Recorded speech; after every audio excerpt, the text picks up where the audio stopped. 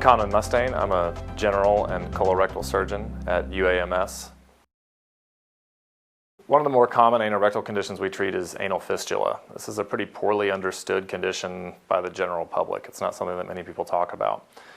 Inside your anus are some glands called anal glands that lubricate a bowel movement when you have a bowel movement.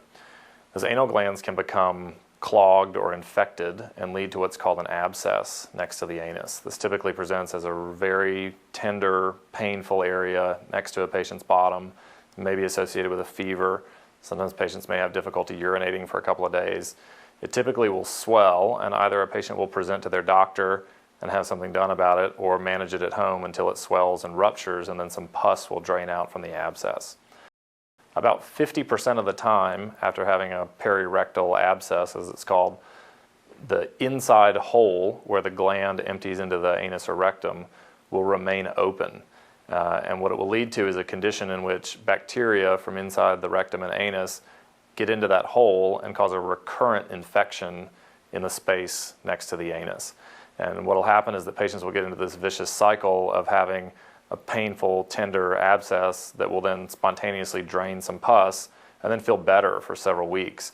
And then several weeks to months later, it'll come back and they'll keep having these abscesses over and over again. They may require an incision and drainage. They may just get better on their own. Patients may squeeze them and express some pus from them. But oftentimes they can be a lingering problem. I've seen patients that have been dealing with this for years sometimes. The problem there is that there's been a development of a tract that connects the inside of the anus and rectum to the outside of the skin, or a fistula is the term we use for it. And fistulas require a number of different techniques in order to fix. And it's sort of dependent upon where the inside opening is and where the outside opening is and where that tunnel runs in relation to the muscles that control the anal sphincter. Oftentimes a minor surgical procedure is all that's needed to treat it.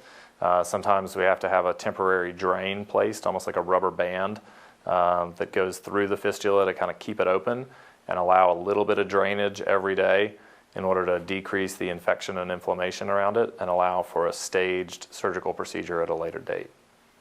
Every patient we treat at UAMS is an individual, and every condition is distinct for that particular patient. Obviously, patients fall into broad categories: colon cancer, rectal cancer, diverticulitis, but each case is different.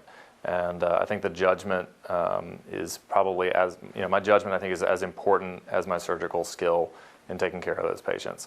There are a number of different options for just about every condition that we treat, and it requires careful thought and attention to detail in order to determine the right treatment for the right patient.